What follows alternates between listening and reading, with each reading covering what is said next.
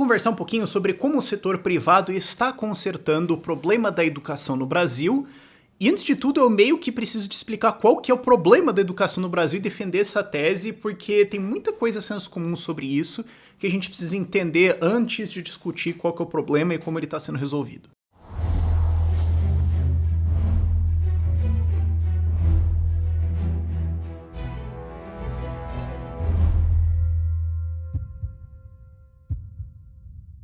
E antes da gente começar, eu preciso lembrar você de deixar o seu like e se inscrever no canal aí e ativar o sininho, porque você recebe uma notificação quando a gente posta novos vídeos, ou você pode acompanhar a gente no Sparkle. O Sparkle é uma rede social da galera da Hotmart, que toda vez que a gente posta alguma coisa lá, você recebe uma notificação. Então não é só os nossos vídeos, a gente também tem os nossos artigos lá. O podcast deve retornar em breve, então tem notificações lá e a gente vai postando outras coisas também, então você consegue acompanhar tudo que tá rolando no canal mais facinho. Mas vamos lá. Qual que é o problema da educação? Primeiro, qual que não é o problema da educação?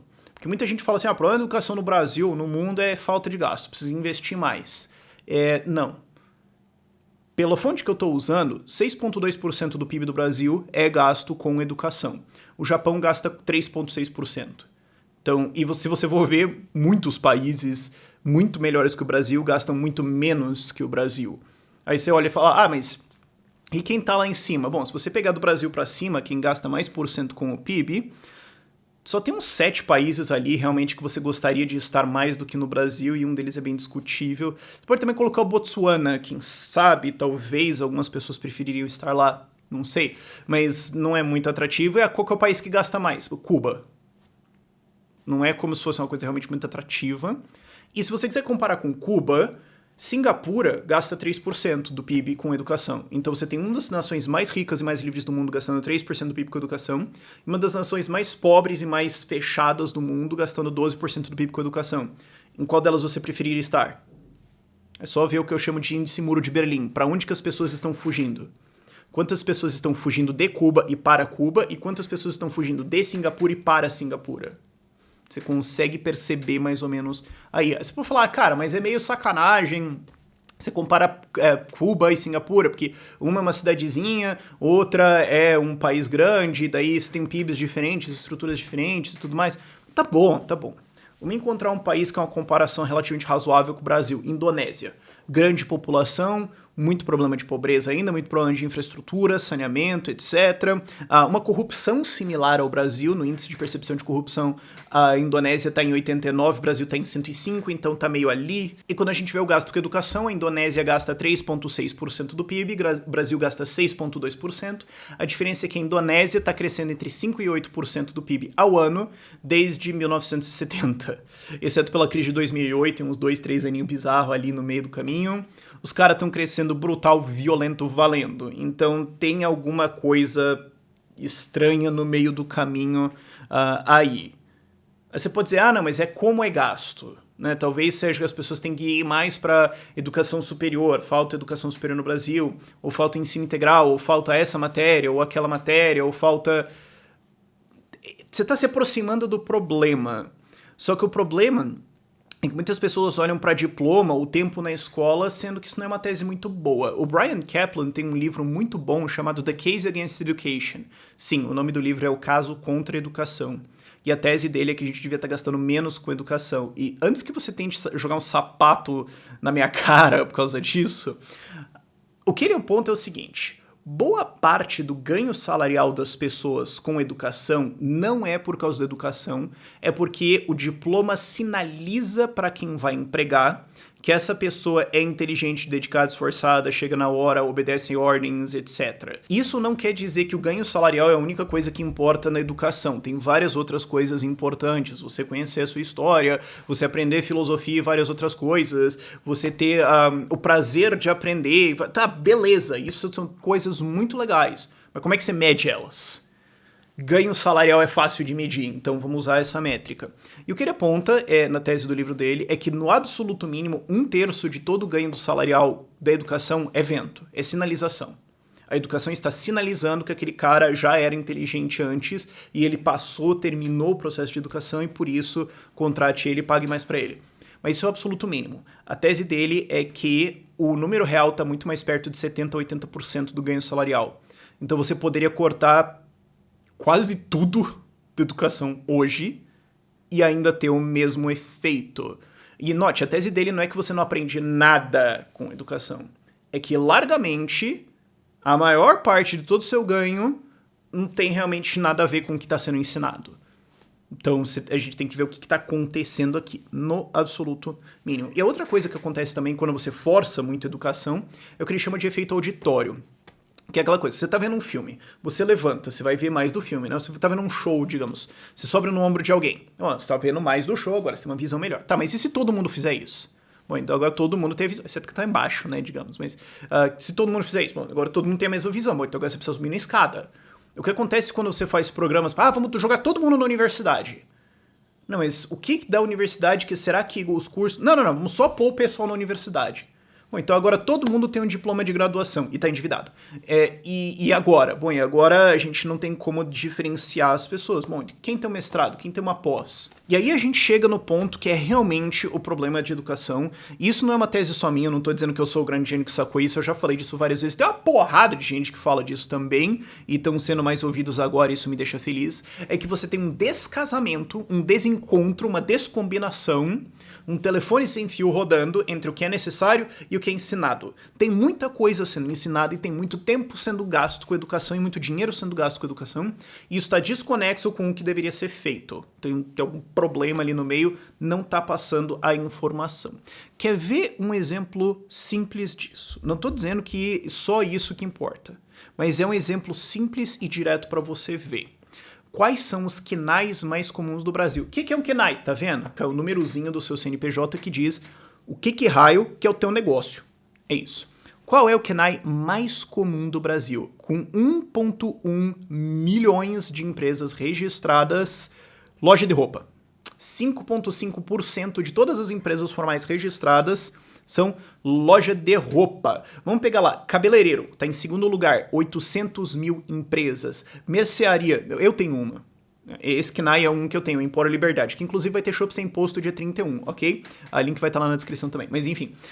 Mercearia, 500 mil negócios, 500 mil empresas, e lanchonete, 450 mil empresas. Se você somar, isso dá 2,9 milhões de empresas, mais ou menos 15% de todas as empresas registradas no Brasil. A chance... Isso são só as registradas, certo? Isso são só as empresas registradas com CNPJ. Não é as que são daquele jeitão de que você vai tocando o negócio, abre e vai vendo. Certo? Aliás, não tem nada de errado eticamente nisso, acho belo e moral, mas estamos falando da legalidade da coisa. Certo? A gente não sabe mais quantas outras tem por aí. Estamos falando das oficiais. A probabilidade de você trabalhar numa empresa dessas ou abrir uma empresa dessas é muito alta. O que sobre essas empresas que você aprendeu ao longo de todos os seus anos de educação? Ou sobre gestão de um negócio em geral? Claramente isso é significativo. Claramente isso afeta uma grande camada da população e ainda assim, basicamente nada disso é ensinado. E aí você pode dizer, mas isso aí é só economia, você está falando de ganhar dinheiro, empresa, lucro, etc. Não, gente, vamos lá. Não tem muita gente que critica banco, eu também. Não, você tem um monte de gente negativada aí, pagando juro pra caramba em banco, de dívida, de cartão, de cheque especial da PQP. Não tem? Tem. Não tem. Beleza, vamos libertar essas pessoas disso? Aprender a gerir uma empresa ajuda a libertar as pessoas disso, da independência financeira para elas. Eu quero ferrar com os bancos, quero ferrar com o lucro dos bancos. Beleza, então que tal ensinar as pessoas a tocar a empresa delas? Outro ponto, melhoria das condições de trabalho. Gente, oferta e demanda. Quanto mais demanda existe por mão de obra, melhor essa demanda vai ter que tratar essa mão de obra, certo? Se você tem milhões, se você tem 12 milhões de desempregados no Brasil, honestamente, né? Especialmente com pessoas de baixas habilidades, você tem uma puta galera pra contratar aí. Agora, se você tem um monte de gente querendo contratar e poucas pessoas empregadas, se você tem mais empregadores, se você tem mais gente abrindo empresa, mais gente não falindo, mais gente ganhando dinheiro com empresas crescendo, a mão de obra a demanda por mão de obra sobe e o tratamento desses trabalhadores melhora. Só que no Brasil a gente não consegue visualizar isso e muita gente acha que isso é mítico ou alguma coisa assim, Porque a gente nunca viu realmente uma situação de economia voando ao ponto em que o empregador tem que se dar uma virada gigantesca para conseguir manter a força de trabalho dele. Viaja para um país com um desemprego muito baixo, que a economia tá voando, você vai ver esse tipo de coisa acontecendo, cara. E honestamente no Brasil hoje já tem muita empresa que tem uma dificuldade de segurar a mão de obra boa também. Aí outra coisa também, redução da violência contra a mulher. Que? Cara, vamos voltar pros quinais. Loja de roupa, cabeleireiro, lanchonete, mercearia. São negócios com uma grande presença feminina. Se a mulher tem uma empresa que está dando certo e está dando dinheiro, ela tem independência financeira. E ela pode mandar aquele traste do marido dela cair num penhasco. Falar, não preciso de você. Você não me controla financeiramente, você não controla o meu dinheiro. Eu posso mandar você ir pra PQP e pegar meus filhos pra lá e não ser vítima de violência doméstica. Não que essa seja a solução universal e não que a gente reduza o caso só pra essas coisas. Agora, sim, existe muita mulher presa aí em relacionamento abusivo, violento, porque, mas se eu sair, como é que eu vou cuidar dos meus filhos, como é que eu vou prover e tudo mais?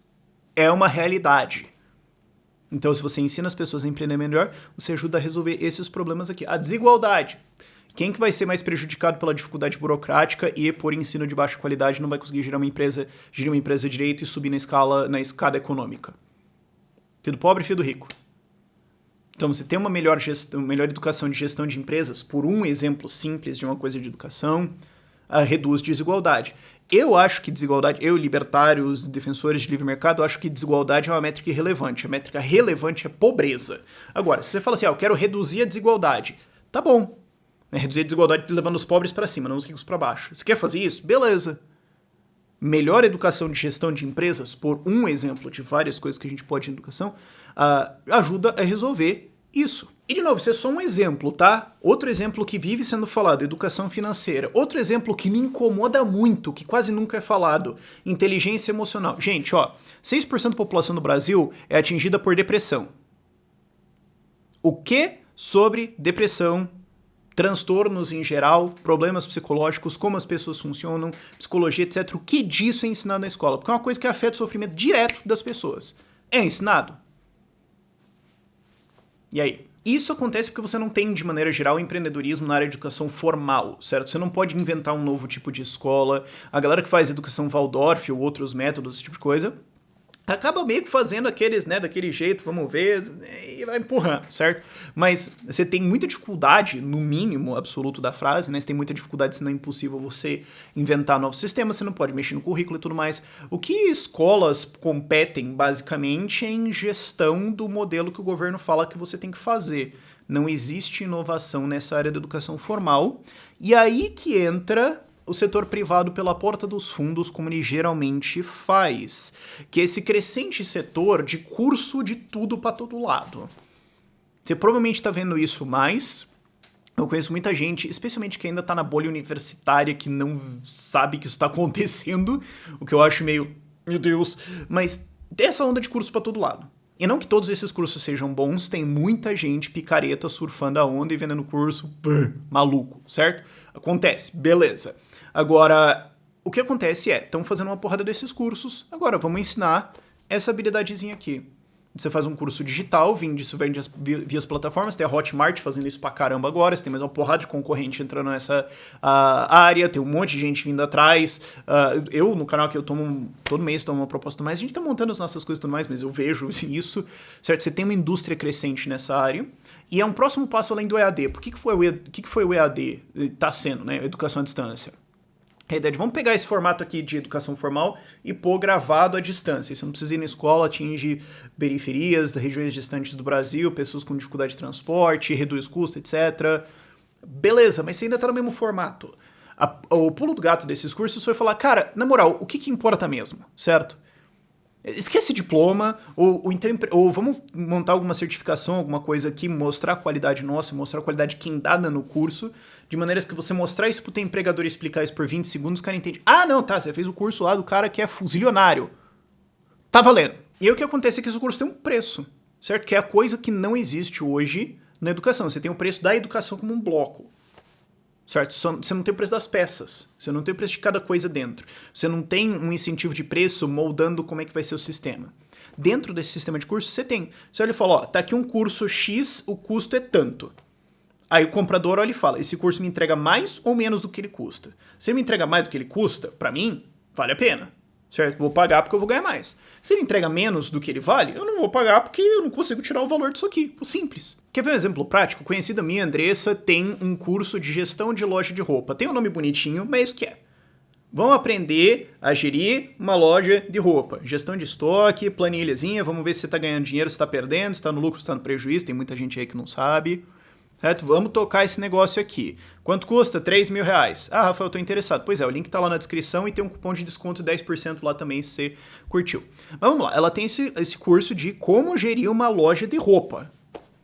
Então você vai aprender uma porrada de coisas lá, vai ter mais um monte de citações, vai ter mais um monte de ideias, tem suporte, você pode tirar dúvida e tudo mais. R$3.000. Tá. Aí o que acontece? Você tem 1,1 milhão de pessoas que têm lojas de roupa hoje. Certo? Se você melhorar a gestão dessas lojas, quantas vidas você está melhorando? Quantas pessoas você está enriquecendo? Quanto dinheiro você está tirando dos bancos que vai deixar de pagar juro lá que nem trouxa?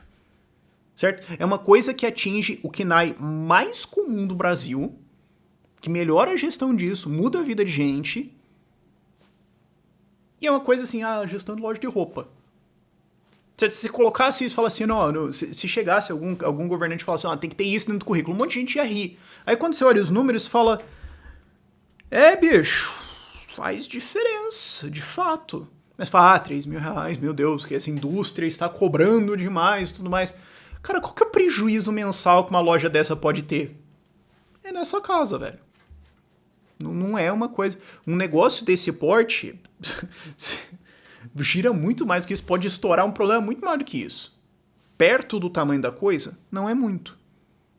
Ah, mas isso aí ainda tá caro, é pra uma coisa específica e tudo mais. Sim, mas esse mercado tá começando a se desenvolver. Primeiro que eu não acho que tá caro pro tamanho do negócio. Enfim, mas esse setor ainda tá começando a se desenvolver. Dá 10 anos pra esse setor. Dá 10 anos pra isso. YouTube 10 anos atrás era o quê? Nem era muita coisa, mais ainda, né? 10 anos atrás já era relevante, mas 15 anos atrás, quando tá começando, não era nada, né? Wikipédia no começo não era nada, e aí, dá 10 anos pros caras. E aí com o tempo você vai somando, curso disso, curso daquilo outro, de repente alguém vai olhar e falar, cara, pera, vou montar aqui um curso geral de alguma coisa, eu não vou nem fazer nada, eu só vou pegar esses cursos aqui todos, ligar pra quem tá produzindo, negociar um desconto, tal, colocar no packzão aqui e vender, pronto. Isso já não tem, talvez eu esteja comendo bola há muito tempo, alguém já teve essa ideia, só que eu nunca vi isso na minha cara, mas também porque eu não sou cliente disso agora. A galera tá marketando certo, não tá me atingindo, talvez. Né? Talvez seja isso que tá acontecendo. Mas dá um tempo pra essa indústria, esse negócio vai se desenvolver, vai ficar muito interessante. Enquanto isso, a educação vai ficar lá, certo? Ao invés de você tentar resolver o problema via, vamos eleger um monte de gente, via fazer um monte de coisa, via fazer todo o processo de mudar um currículo e todo o debate, blá, blá, blá. Você fala, quer saber, cara, eu desisto de tentar resolver isso aqui, vamos resolver por aqui, que aqui funciona. Isso já está acontecendo, você tem uma enxurrada de cursos já vindo, e isso só vai crescer, e cresce porque tem demanda, porque a galera pode falar, eu super vejo muita gente daquela galera de educação na mercadoria falando, mas isso aí, tá mercadorizando o negócio, estão explorando as pessoas. Ué, ninguém é obrigado a comprar e estão comprando, né? Ninguém é obrigado a pagar o negócio aqui, né? Ninguém é obrigado. Todo mundo tá comprando e voltando, né? Puta, deve ser um horror. Por isso que todo mundo vai lá, né? Tem uma puta demanda, tá resolvendo o problema. Se não tivesse, dificilmente não estaria aí. E eu tô muito curioso pra ver como isso vai evoluir ao longo dos próximos anos. E se você tá pensando assim, Ideias Radicais podia fazer uns cursos, né? Podia. Se pá, a gente tá pensando nisso. Links na descrição. Por esse vídeo é isso. Tchau, tchau.